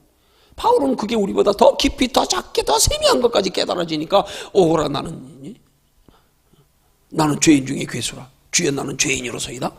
오호라 나는 이 사망의 몸에서 누가 나를 건져내라. 이렇게 한탄하는 거란 말입니다. 그러니까 우리가 율법을 가까이 할수록 죄의식을 더 느끼게 되는 거예요. 그러면 우리는 이 율법이라고 하는 걸, 이 개념을 바꿔야 돼요, 이제는. 우리에게는 이제 하나님의 형상이 회복되어졌기 때문에 이제는 하나님의 말씀이 율법 차원이 아니에요. 예를 들면, 여러분 잘못 생각하면 우리가 또 이거 오해할 수 있는 게 뭐예요? 마치 율법이고 신약은 복음인 것처럼요. 그러면 신약이 복음이고 구약이 율법이면 이제 율법 필요 없잖아요. 그러면 구약은 필요 없는 거네. 어떤 분들은 더러 구약을 인정하지 않고 구약을 경시하는 분들이 있어요. 아니요. 구약도 하나님의 말씀이에요. 거룩한 하나님의 말씀이에요. 근데 문제는 말씀을 대할 때 구약을 대하는 것과 신약을 대하는 거예요. 우리의 영적 상태가 중요한 거지요. 너 살아서 지금 이 말씀을 대하느냐, 죽어서 이 말씀을 대하느냐. 너 이 말씀을 따라 행동하는 게 네가 지금 살아서 내 안에 하나님의 형상으로 하나님의 성령이 이끌림 받아서 성령의 인도하심을 따라서 주의 이름으로 행하는 거냐, 아니면 내 의지로 행하는 거냐, 내가 사람을 의식하고 이거로 믿음으로 착각하고 행하는 거냐, 이거는 경건의 일종의 행위로 여겨가지고 행하는 거냐, 이거에 따라서 율법과 복음이 달라지는 거지요. 구약이 율법이 아니에요. 그것도 우리가 우리 속에 하나님의 형상을 회복하여 성령의 이끌림 받아 지키면 복음이 되는 거예요. 아무리 복음이라도 그 복음을 가지고 성령의 이끌림 받지 아니하고 내가 사람을 의식하고 체면상 이러고 뭐 나 믿음 자랑하고 뭐 이거 율법 되는 거예요. 정확히 말하면 이제 하나님의 말씀 속에 예수 그리스도가 오신 후에는 율법과 복음의 의미가 사실은 이게 없어진 거예요. 내가 어떻게 행하느냐에 따라서 말씀이 율법이 되기도 하고 복음이 되기도 하는 거란 말이에요. 하나님의 성령의 이끌림 없이 성령의 인도하심 없이 그렇게 행하면 율법이고요. 구약의 말씀이라도 하나님의 성령이 이끌려 지켜 행하면 복음이 되고요. 율법의 개념에서 지키면 그걸로 구원 얻으려고 지키는 게 돼버리는 거고, 복음적으로 지키는 것은 구원받은 우리 속에서 하나님의 나라의 칭찬과 상급과 면류관을 더하기 위한 게 되고요. 이렇게 되는 거란 말입니다. 이게 구분이 명쾌하게 돼야 된단 말이에요. 이런 말씀 전하면서 그런 생각이 들어요. 언제 이런 말씀 가지고 공개적으로 이런 것들이 사람들에게 관심에 집중이 되고 거론되어질까? 내가 조용기 목사 정도 되면 그렇게 세상 사람들이 내가 이렇게 지금 이런 성경 공부하는 내용들을 가지고 집중하여 바라보게 될까? 그때쯤 돼야? 지금 여기서 그래봐야 뭐 하는 거예요? 죄송한 표현으로 입을 쓰고 만세 부르는 격이지. 보여? 그러면 중요한 건 뭐예요? 복음의 바른 진리를 깨닫는 게 중요한 거 아니에요? 그러죠? 그것이 하나님의 때가 되어 드러내고 나타내시고 그 뜻을 이루시는 건 하나님의 때에 하나님이 하실 일이고, 아멘? 그게 중요한 게 아니란 말이에요. 한 사람이라도 우리가 바른 복음의 원리를 바로 깨닫고 우리가 복음에 바로 서는 게 중요하지. 그래서 이런 복음의 말씀에 우리가 바로 들어져서 바로 깨달아지면 우리의 행위는 적어도 율법이 주는 행위는 안 될 거 아니에요? 그래야 우리에게 상이 있지요. 하나님 나라에서 상이 있지. 예? 율법적인 개념으로 지키면 상없어요.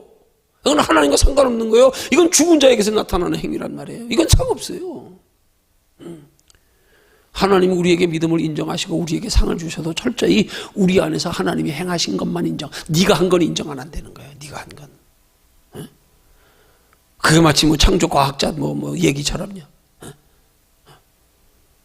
이제는 인간도 사람을 만들 수 있는, 복제할 수 있는, 생명까지 잉태케 할 수 있는 이제 그만큼의 이제 지식과 의학이 들었다고 하나님 앞에 정식으로 도전장을 내밀어가지고 나도 이제 인간을 창조할 수 있다고. 그래 어디 한번 해봐라. 그랬더니 의사가 손을 탁 흙을 짚더래. 야 하나님이 너 왜 내 거 가지고 하려 그래? 너 왜 내 거 가지고 하려 그래? 너 진짜 인간을 창조할, 하나님은 무에서 유를 창조하셨어. 이거 다 하나님이 창조하신 거야. 하나님이 창조하신 것 가지고 하지 말고 네가 그냥 해봐. 그러면 네가 해봐. 여러분, 하나님은 우리 속에서 철저하게 하나님이 주신 것으로 행하는 것만 의라 그러는 거예요. 하나님이 내 속에서 행하시는 것만 의라는 거예요.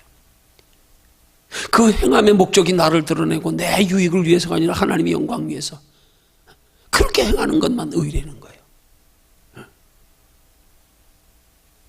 그러지 않으면 율법이 되는 거예요. 그러지 않으면. 이 원리를 우리가 잘 깨달아야 된단 말이에요. 그래서 그렇게 내 안에서 하나님이 행하시도록 하기 위해서 주님이 우리에게 가르쳐 주신 중요한 핵심 진리가 뭐예요? 쉬지 말고 기도하라. 그거예요. 오직 기도 외에는 이런 유가 나갈 수 없느니라. 기도할 때 하나님이 우리 마음과 생각을 다스려 주장하시고 우리 하나님의 뜻대로 살아갈 수 있는 믿음의 능력과 지혜도 분별력도 주시고, 그래서 기도하라는 거예요. 기도를 통해서 행하는 일만, 오직 기도를 통해서 행하는 일만, 거기에만 하나님이 함께 하신다. 그것만이 하나님이 하신 거다. 그것만이 하나님이 인정하시는 의다. 오직 기도 외에는 이런 유가 나갈 수 없는 일. 기도. 그래서 예수님이 이 땅에 육체로 계시면서 우리에게 기도의 본을 보이셨잖아요. 밤이면 감람산에 가서 쉬셨다고 표현하고 있어요. 기도가 쉬는 거였어요. 예수님이. 마지막 생애 마지막 날 십자가 지시기 전날 목요일 밤에 밤새워 땀방울이 핏방울이 되도록 기도하신 것까지, 그것도 습관을 따라서 평소에 늘 그렇게 기도해 오셨던 예수님. 기도는 우리 생명의 호흡이다. 기도할 때 우리 마음과 생각을 다스려 주장하신다. 기도할 때 하나님께서 그렇게 행할 수 있는 믿음의 능력도 힘도 기도를 통해서 하나님 주시고, 기도 없이 하나님 도움을 구하지 않고 내가 하는 것 하나님 인정 안 한다는 그건 율법이라는 거예요. 그건 의가 아니라는 거예요. 그건 나를 드러내는 것밖에 안 돼. 그건 나를 자랑하는 것밖에 안 돼. 그것 가지고 교만해지고 다른 사람들과 비교하여 자만하고 남을 비판하게 되고 아니란 말이에요.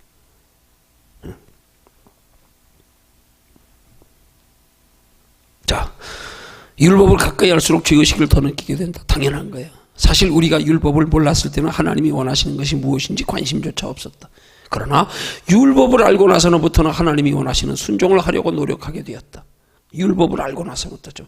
하지만 이를 통해 우리가 배운 진리가 있다면 노력할수록 더 안 된다는 것이었다. 이 사실을 뼈저리게 경험한 일이 있으면 말해보자. 이거예요. 하나님이 우리에게 배운, 하나님이 이 진리를 우리에게 가르쳐 주려고 그러는 거야. 율법을 통해서. 내가 지키려고 행하면 행할수록 이게 더 안 되는 거구나. 그럼 무슨 말이에요? 아주 쉬운 말로 원리로 말하면 이런 거예요.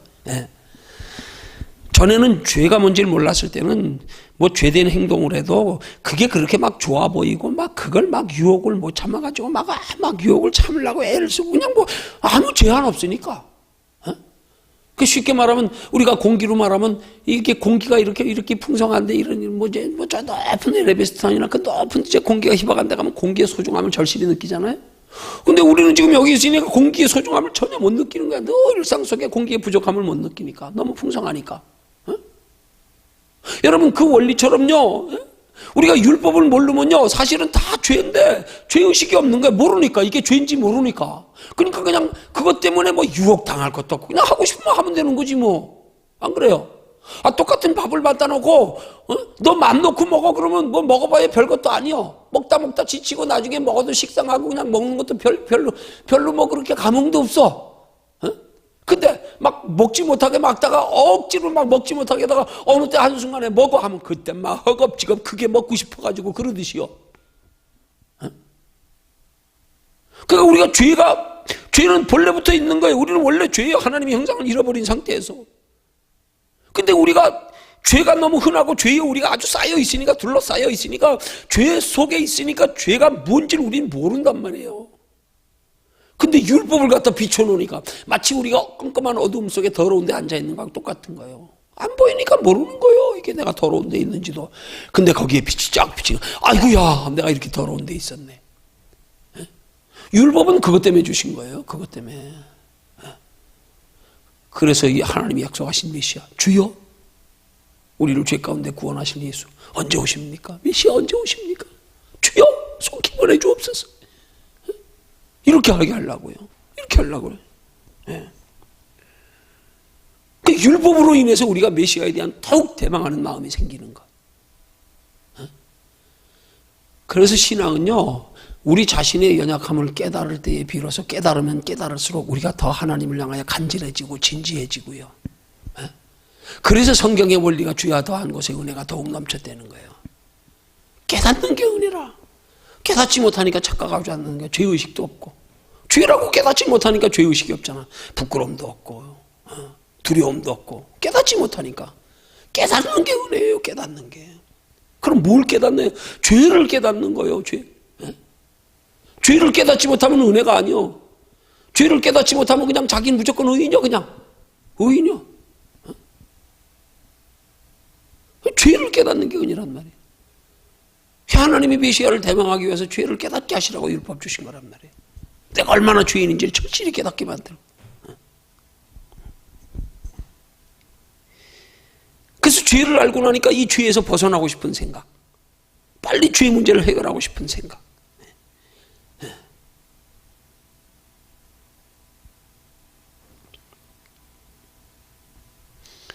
그래서 그 죄의 문제를 해결할 수 있는 길이 우리에게는 없다는 것을 깨달을 때, 우리에게는 없다는, 그때에 비로소 우리가 진지하게 하나님을 향하게 되는 거란 말이에요. 천비여 의지없어 손들고 옵니다. 이렇게 되는 거란 말이에요. 그래서 하나님 앞에 나와도 자기 자신의 죄인된 모습을 절실히 깨닫고 죄인된 의식을 가지고 그 비참함을 절실히 경험하고 느끼면서 하나님 앞에 나오는 자, 그걸 심령이 가난한 자라 그러는 거예요. 그걸 애통하는 자라 그러는 거예요. 그런 자가 복이 있다는 거예요. 그렇게 나오게 하려고. 율법은 그런 역할을 하는 거예요. 그런 역할. 그래서 우리를 하나님 앞에 정말로 진지하게 나오게 하는 역할. 나의 나된 모습을 그대로 하나님 앞에 내려놓고 고백하며 나오게 하는 역할. 그 역할을 하게 하려고 하나님이 율법을 주신 거란 말이에요. 이 사실을 뼈저리게 경험하는 사람일수록 하나님 앞에 겸손히 낮아지는 거예요. 이 사실을 뼈저리게 경험하는 사람일수록 하나님의 필요가 더 간절하고 확실해지는 거란 말입니다. 이걸 절실히 깨닫지 못하니까 하나님의 필요를 못 느끼는 거예요. 못 느끼는 거예요. 뭐 하나님 앞에 열심히 할 필요도 못 느끼고. 하나님 안에서 나의 나된 모습이 깨달아질 때에 비로소, 그래서 하나님이 영원히 죽을 수밖에 없는 나를 영원히 살게 해주셨다는 사실이 우리 속에 절실하게 깨달아지는 순간에 우리는 하나님을 향하여 정말로 감격의 눈물도 나오고 생명도 드릴 용의가 있고. 왜? 이제 하나님 우리에게 영원한 생명 주신 게 있으니까. 죽음도 두렵지 않고. 뭐 그냥 내 속에서 하나님 뜻대로 살고 싶으면 불일도 일어나고. 이게 누구에게요? 죄를 깨닫는 자에게요. 깨닫지 못하니까는 이게 없는 거예요. 어린아이들이 그런 거 아니에요. 부모의 은혜를 모르잖아요. 소중함을 모르잖아. 그러니까 부모가 그렇게 소중하게 안 여기는 거야. 그렇게 감사하지 않아. 알면 감격하여 눈물을 내야지. 부모님 없으면 내가 어떻게 이때가 태어났으며 여기까지 키워주시느니. 그 옛날은 그 부모님의 언덕을 기린다고 부모님이 돌아가시면 뭐 3년 동안을 부모님 묘지 옆에서 자고, 그죠? 뒤늦게 깨달아가지고. 어릴 땐 깨닫지 못하니까, 뭐 그렇게 부모가 소중하고, 아니, 똑같아요. 왜 하나님의 뜻대로 못 사느냐? 왜 하나님의 뜻대로 사는 소중함과 귀함을 깨닫지 못하느냐? 복됨을 깨닫지 못하니까 자기 자신을 모르니까 그런 거예요. 죄의식이 없으니까 그런 거예요. 내 비참한 처지에서 하나님이 날 건져주신 영원한 생명 중에 얼마나 소중한 건지에 대한 깨달음이 없으니까 그런 거예요. 깨달아져 봐요. 그러니까 은혜는 죄를 더욱 깊이 깨닫는 사람일수록 은혜가 깊은 거예요. 그러니까 사도 바울 같은 사람이 죄가 그렇게 깊이 깨달아지니까 오호라 나는 곤고한 사람이로다. 누가 이 사망의 몸에서 나를 건져내랴. 주여 나는 죄인으로서이다. 나는 죄인 중에 괴수로서이다. 그러고 나니까 그가 깨달아지고 나니까 자기 죄를 남보다 그가 죄가 더 있어서가 아니라 더 깊이 깨달아지니까 하나님을 향하여 더 반대로 하나님을 향하여 열정이 있었어. 성경에 나타난 인물만큼 사도 바울만큼 하나님 앞에 열정으로 생명 드리면서 이렇게까지 결혼도 하지 않고 고난당해가면서 초대교회 성도들에게 사도로서 인정도 받지 못하면서 그렇게 충성한 사람이 어디 있냐고요. 하나님의 은혜에 그렇게 깊이 들어간 사람이 어디 있냐고요. 신약시대에 와서 죽은 자 살린 자 누가 있냐고요. 베드로, 사도 바울 말고요. 없어요. 유도고 청년 살렸잖아요. 이렇게 바울이 깊은 신앙이 된 게 뭐예요? 죄가 철저히 깨달아지니까. 그래서 깨닫는 게 은혜라는 거예요. 나의 나된 모습을 깨닫는 거. 나의 죄된 모습을 깨닫는 거. 나의 죄의 비참함을 깨닫는 거. 깨달아지고 그러니까 상대적으로 이 비참함 가운데서 하나님이 내게 영원한 생명 주고 영원한 축복이 예비되어 있고, 야, 이 감격, 이 은혜. 하늘을 두루마리 삼고 땅을 먹물 삼아도 그 크신 나를 향하시는 하나님의 사랑 기록할 수 없는, 이게 깨닫는 만큼이란 말이에요. 이거 깨닫지 못하는 사람이 감격이 없는 거예요. 감사가 없는 거예요. 이거 깨닫지 못하니까 하나님 앞에 내가 그런 하나님의 은혜에 갚고자 하는, 은혜 갚고 싶은, 쉽게 말하면 은혜에 보답하고 싶은, 은혜 받은 자답게 살고 싶은 필요를 못 느끼는 거예요. 못 느끼는 거예요. 바로 깨달아져 봐요. 주여, 이 생명이라도 하나님 앞에, 이 생명 들어서라도 내가 주님의 은혜 갚을 길이 있다면, 이 생명 들어도 이제는 괜찮아. 왜? 끝이 아니기 때문에. 이 생명 들이면 우리 앞에 영원한 하나님의 나라, 영원한 생명이 준비되어 있기 때문에.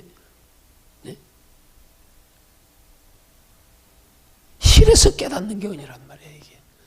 이래서 은혜는 하나님이 깊이 깨달아. 그래서 우리가 말씀이 필요한 거예요. 말씀으로 통하여 나 자신이 자꾸 깊이 깨달아지고 나를 가장 하나님의 그 크신 사랑이 깨달아지는 만큼 내가 더 열심히 하게 되고 더 소망을 가지게 되고 더 감사하게 되고 더 기뻐하게 되고 세상을 이길 수 있는 믿음의 힘도 거기서 생기고, 그것 때문에 이 땅에 사는 동안에 더 세상에 매이지 않고 하나님의 뜻대로 살아서 하나님 나라까지 영원한 상 있게 하고, 이래서 은혜가 소중한 거란 말이에요.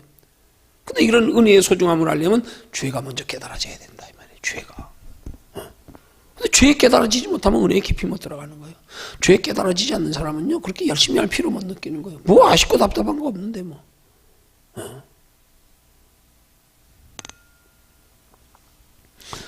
우리는 아쉽고 답답한 것조차도 진짜 진리를 깨닫고 나면 이제는 아쉽고 답답한 게 이 땅의 걸로 아쉽고 답답한 게 아니야. 알았으니까 비밀을. 이젠 진짜 이거보다 더 소중한 거 영원한 걸 깨닫고 나니까 막 저기에 목마른 거야. 저 귀한 거, 저 영원한 거. 야, 이거 생각하면 진짜. 근데 그렇게까지 깊이 죄를 깨닫지 못하고 그런 하나님의 나라의 영적 비밀을 알지 못하고 나면 그냥 요게 제일 소중한 거야. 여기 있는 거. 이걸로 아쉽고 답답하면 주여 찾았다가 또 괜찮으면 나여 했다가 진짜 가치를 모르니까 발견을 못했어. 아직 보화를 발견 못했어. 발견하면 천국의 보화의 비유처럼 자기 소유를 다 팔아서라도 산다 이 말이에요. 왜? 얼마나 귀한 건지를 알았으니까. 이런 모든 것들이 다 자기 자신에 대한 죄의 깨달음에서부터 시작된다. 하나님 면에서 나의 다음에 적나라하게 비춰지는 그 깨달음 속에서 이렇게 소중한 거구나. 예. 자, 여기 로마서 7장 9절의 말씀을 제시하는 말씀을 우리 함께 찾아 읽습니다. 로마서 7장 9절.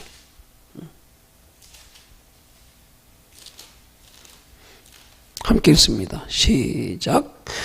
전에 법을 깨닫지 못할 때에는 내가 살았더니 계명의 이름에 죄는 살아나고 나는 죽었도다. 예. 이 말씀이 무슨 뜻이에요? 예. 전에 법을 깨닫지 못할 때는 내가 살았어. 내가. 다시 말하면 전에 법을 깨닫지 못할 때는 내가 살았다는 말은 나는 죄가 없는 자라 이 말이야. 전에 법을 깨닫지 못했다는 것은 내가 살았다는 말은 내가 죽지 않았다 이 말이에요. 쉽게 말하면 내가 죄인임을 깨닫지 못하고 내가 지금 산 자다 그렇게 알았다 이 말이에요. 전에 법을 깨닫지 못할 때는 내가 의인인 줄 알았어. 나 산 자인 줄 알았어. 나 죽은 자인지 몰랐어. 내가 그렇게 비참한 처지에 있는지 몰랐어. 내가 살았어. 뭐를? 죄를 깨닫지 못할 때는. 율법으로 비추어서 나를 비교하여 보지 않을 때는 내가 의인인 줄 알았어. 난 산 자인 줄 알았어. 그랬는데 율법에 비추어 보니까 하나님의 거룩한 말씀의 법에 비추어 보니까 계명의 이름에 죄는 살아나고 나는 죽었도다. 내가 죄인인 게 깨달아졌다 이 말이에요. 죄에 살아났다는 말이에요. 저는 내가 산 자로 여겼어. 근데 보니까 죽은 자야. 죽은 자의 결과인 죄가 살아나. 이제 모든 것들이 다 죽은 것들이야 내게서 나타나는 건다. 계명이 살았다 이 말이에요. 계명이. 전에는 계명이 필요 없었어. 전에는 내가 살았으니까 아쉬운 거 없었어. 근데 말씀에 비추어 보니까 이거 내가 산 게 아니네. 내가 죽은 거네. 내가 죽은 거네. 그걸 깨닫고 나니까 죽었다는 사실이 뭐예요? 죽음의 원인까지도 깨달아지는 거야. 죄가 살아난다는 거야. 죄가. 내가 죄 때문에 죽은 자구나. 저는 죄를 몰랐어. 죄가 내 앞에 죽었어. 그래서. 근데 죄가 살아나기 시작해. 내가 죄가 뭔지를 하나하나 다 보이기 시작해. 그 율법이 그런 역할이라 이 말이에요. 하나님 그런 역할로 율법 주신 거란 말이에요. 구원 얻게 하려고 주신 거 아니라니까. 근데 이스라엘 백성들이 착각했지. 그러니까 지금 교재에서 말하고자 하는 건 지금 교재가 틀렸다는 얘기가 아니라 저들이 이스라엘 백성들의 차원에서 표현된 거란 말이에요. 율법을 지켜 행하면 구원받는다는 것이었다. 이건 이스라엘 백성들의 차원에서 자기들 생각해서. 하나님은 그렇게 율법으로 살게 하시라고 주신 게 아닌데 이스라엘 백성들이 율법으로 사는 걸로 알았다 이 말이죠. 그거죠.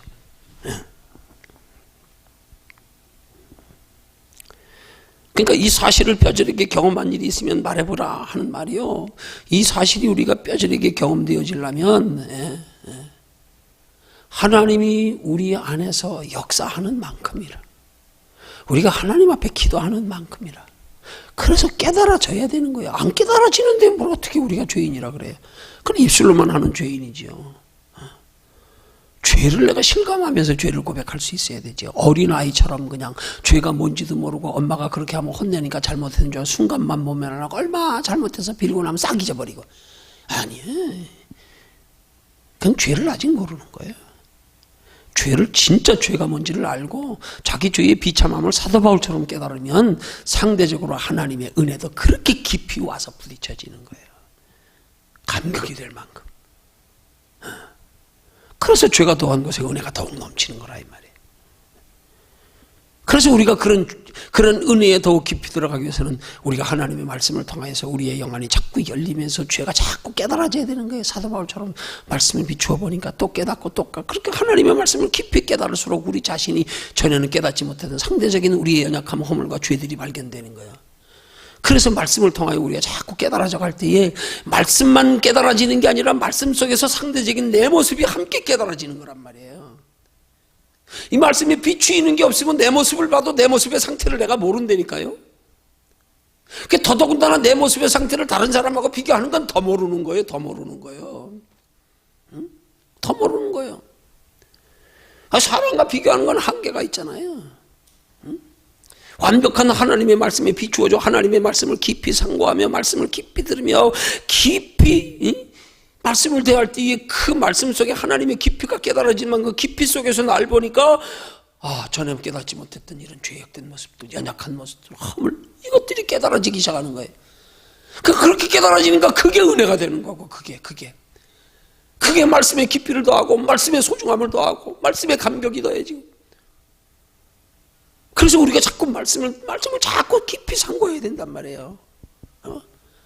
그래서 믿음은 말씀을 들으면서 나면, 믿음은 들으면서 나면 들으면 그리스도의 말씀으로 말미암느니라. 말씀을 듣다 보니까 자꾸 이렇네. 우리 세상 지식도 그랬잖아요. 몰랐을 때는 아무것도 몰랐는데 알고 나니까 그렇네 점점점. 지금은 내가 골프를 안 치지만 옛날에 골프 좀 쳤어요 조금. 나 그전에 골프 치기 전에 우연히 좀 우연히 치게 했어. 하나님 그것도 다 복음 때문에 치게 하신 것 같아 한동안. 그것 때문에 복음 전하는 일이 이렇게 연결되면서 그렇게 됐으니까 지금은 이제 안 치지만 거의 안 쳐요. 거의. 그때 골프 치기 전에 생각했던 게 뭐냐면 참 지금도 그 생각하면 좀 부끄러워요. 내가 알고 나서 생각하면. 지금은 개념이 틀리니까. 전에는 골프 치는 사람들은 그것만큼 답답한 게 없었어. 저게 넉넉히 뭐 하는 짓이냐 저게. 조금은 공 하나 놓고 막대기 한번 뻥 휘두르고 넉넉히 걸어가고 앉았고, 가가지고 또 한번 뻥 치고 또 거기까지 걸어가고 앉았고, 저게 뭐 하는 짓이냐 저게. 진짜 할 일 없는 쓸데없는 짓인 줄 알았어요. 진짜. 근데 내가 골프를 쳐보니까 요 재미가요 이게. 진짜 천장에서 골프공이 왔다 갔다 해. 이게 조금 쳐보니까요, 나이 드신 분들이 50세, 60세 건강에 최고 좋은 운동이 골프래요. 이것만큼 좋은 운동이 없대. 필리핀의 지표를 같이 갔던 목사님이 골프 2회차 논자더라고요. 자기는 골프 때문에 이만큼 건강 회복했대. 그래서 사모님이 나 골프 치러 다니는 걸 절대 말리질 않는데. 왜? 골프 때문에 건강 회복했다고요. 전에는요, 저게 뭐 하는 짓이냐 저게. 넉넉히 저게. 공 하나 뻥 쳐놓고 한참 날아가면 그것도 넉넉히 걸어가서 또 한 번 뻥. 이야, 알고 보니까 이런 재미가 있구나, 이런 유익이 있구나, 이래서 사람들이 이런 세계가 있구나. 우리 세상을 알아가듯이요. 하나님의 말씀도 점점 하나님의 창조의 원리, 구속사적인 원리 속에서 전개되는 인류의 모든 성경의 역사, 하나하나의 인물들의 모습, 그들의 변화된 모습, 하나님이 말씀하시는 영적 구속사적인 진리의 말씀들을 하나하나 배우고 들어가며 상고하며 살펴보다 보니까 이렇구나, 이렇게 귀한 거구나, 이런 세계가 있었구나. 내 삶과 비교해 보니까 이건 아무것도 아니네. 이건 내가 이 땅에서 육체로 잠깐 살다 가는 건 벌레 봐도 못한 거네 이거는. 이게 깨달아지면서부터요. 진짜 인생이 어디서 와서 어디로 가는 줄 알게 되고, 무엇을 위해서 사는 게 진짜 인간의 본질이며 가치 있게 사는 건지, 진짜 하나님이 우리를 왜 하나님의 형상으로 창조하셨는지, 왜 예수 그리스도를 이 땅에 보내셨는지, 왜 예수 그리스도로 십자가로 구원을 다루시고 또 성령을 우리에게 보내시는지. 예수 그리스도 믿어 영접했으면 더 이상 말씀 없어도 되잖아요. 이제 구원 받았으니까. 그 말씀 왜 주셨는지. 말씀 속에 깊이 들어갈수록, 깊이 깨달을수록, 말씀을 듣고 배울수록 보니까, 아, 이런 세계, 이런 세계, 이런 세계, 더 깊이, 더 깊이, 더 깊이.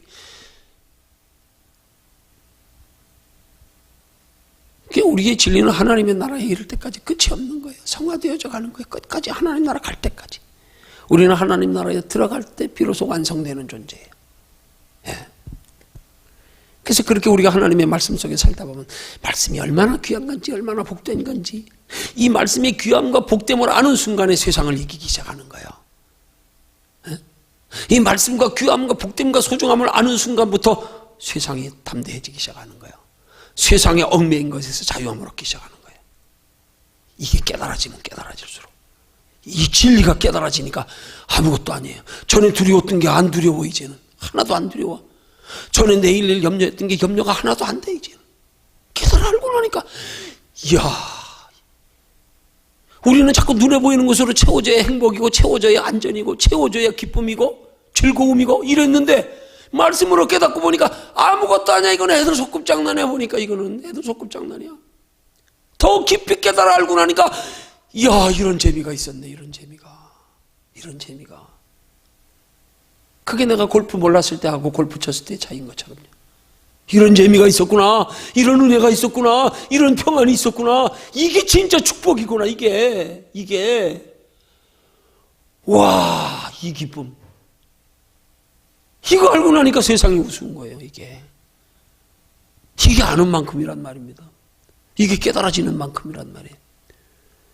이걸 내가 알고 깨닫지 못하면서 세상을 바라보는 눈은, 이건 지금 바로 보지 온전히 모르니까 그런 거예요. 바로 알아줘 보세요. 더 깊이 알아줘 보세요. 그러면 깊이 알면 알수록 마귀에게 내어준 받은 세상이 얼마나 더럽고 추한 것이고 비참한 것이고, 우리를 괴롭히며 우리의 자유를 박탈하고 얼마나 우리를 두렵게 하며 우리를 얼마나 얽어매는지가 이게 깨달아지고 보여지기 시작하는 거예요. 그거 알고 거기서 벗어나고 싶어서 하나님을 향하여 가까이 가면 갈수록 점점 세상의 두려움에서 해방되고요, 염려 걱정 근심에서 해방되고요, 쓸데없이 인간관계의 자존심도 다 내려놓고 나니까요, 나보다 잘 사는 사람마다 비참하게 내가 여겨지지도 않고요, 오히려 그 사람들이 더 불쌍하게 여겨지고요. 저 사람들이 저 진리를 몰라가지고 그냥 저 얕은 물가에서 저게 단 줄 알고 그게 단 줄 알고, 오히려 그것 가지고 남을 정죄하고 비판하고 판단하면서, 야, 너 그거밖에 안 되냐, 아이고 불쌍하다. 그 진리를 알고 나니까 진짜 불쌍한 건 그 세계를 모르는 그 사람들이 불쌍한 거잖아요. 자기들 눈에서 보니까. 그걸 흔히 비유로 하는 말 아니에요. 그게 애꾸동네 가면 두 눈 가진 사람이 병신이라고. 전부다 애꾸만 사니까, 한 눈 가진 사람만 사니까, 저 병신 왔네. 근데 하나님 편에서 바라보니까 이게 아니네. 다수의 논리가 아니네. 하나님이 창조하신 건 본래 인간을 두 눈으로 창조하셨어. 내가 정상이야 보니까 저 사람들이 다 잘못된 거야. 내 기준으로 볼 때는 아니에요. 하나님 기준에서 보니까 내가 정상인 게 깨달아지는 거예요. 여기서부터 자유함이 있는 거란 말이에요. 하나님 편에서 깨달아지니까 내 모습이 하나님 안에서 바로 서는 만큼 자유함 누리는 거란 말이에요. 그래서 하나님을 아는 만큼 자유함 누리는 거란 말이에요. 그래서 예수님이 우리에게 하시는 말씀, 진리가 너희를 자유케 하리라. 진리를 알지니 진리가 너희를 자유케 하리라. 진리를 알아라. 뭐가 진짜 우리 인생을 행복하게 사는 건지. 그래서 성경은 말씀하고, 너희가 주의 인자하심을 맛보았으면 그리하라. 그 맛을 보고 나니까요, 그렇구나. 내가 전에 이 맛 몰랐어. 이 맛 몰랐을 때는 가치 없이 여겼어. 알고 나니까 그거구나. 그러니까 우리가 은혜에 깊이 들어가면 깊이 들어갈수록 우리 속에 기쁨이 더하고요, 평안이 더하고요, 우리 행복의 기준이 더 높아지는 거예요. 점점. 그 행복의 기준이 낮은 건 뭐부터예요? 본능에서부터 시작되잖아요. 예? 먹는 걸로 만족하는 거. 가장 낮은 차원의 행복. 본능적인 욕구 채워지는 행복. 근데 거기서 한 단계 더 올라가니까 그 다음에는 정신적인 만족. 이거 조금 수준 높은 사람들. 혼의 세계를 추구하는 사람들. 그래서 그런 사람들 소위 지식층들, 뭐 예술인들, 뭐 이런 사람들 한 단계 올라선 사람. 거기서 한 단계 더 올라가면 마지막 단계가 영적 세계 차원의 그 세계의 기쁨, 그 만족. 이게 제일 높은 단계란 말이에요. 영적 세계. 그 영적 세계를 단순하게 천국이 있음을 아는 것에 그치지 아니하고 그 천국을 바라보고 살아가는 삶 속에서 우리 속에서 천국에서 영원히 함께 하실 하나님이 우리 속에서 여기서부터 함께 하시며 우리를 천국까지 데려가시는 그 하나님이 우리 안에 계심으로 통하여 느껴지는 그 세상이 주지 못하는 평안. 예수께서 우리에게 말씀하시는 내가 너희에게 주는 평안은 세상이 주는 것과 다르다. 이 평안까지 맛보고 나니까요. 이야. 그래서 제가 부흥회 나가면 종종 하는 말. 옛날에 그 탤런트 신구가 하던 말. 너희들이 개 맛을 알아? 알아? 너 이 세계 맛 알아? 이건 아는 사람 아니면 몰라요. 그건 우리가 들어가는 만큼의 은혜에 들어가는 만큼. 그 은혜에 들어가는 만큼 세상에서 얽매인 것에 자유함을 누린다니까요. 여러분, 우리가 육체로 살면서 세상에 얽매이는 것에서 자유함을 누리는 것만큼이 진짜 자유고 행복이고, 이것만 벗어나 보세요. 예를 들어서요. 우리가 이 땅에 사는 동안에 먹는 것만 걱정 없이 살 수 있다 그래도 얼마나 우리가 자유함을 누려요. 그죠? 죽을 때까지 먹는 거 굶을 일 없어. 걱정할 일 없어. 먹을 거 아주 보장돼 있어. 이렇다고 한번 생각해 봐요.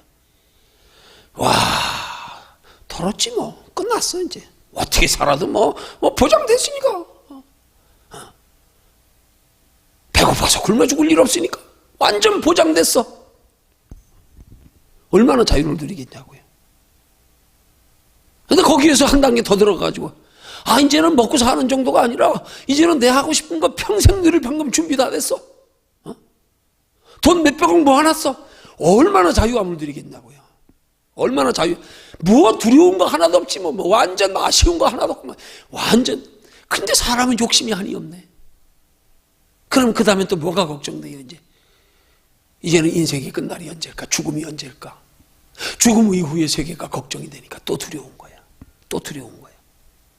그래서 옛날에 왕들은 진시황이 그냥 불로초 구하러 다니게 신신하더니 영원히 죽지 않으려고.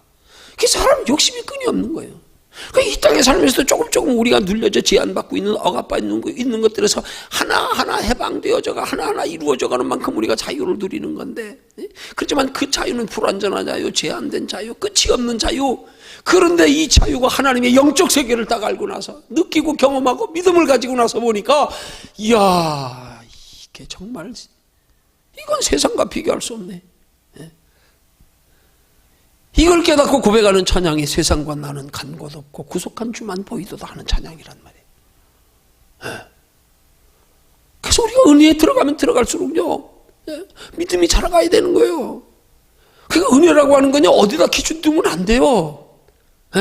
우리 은혜의 기준은 철저히 말씀이 되고 철저히 하나님이 돼야 되는 거예요. 사람 보지 마세요.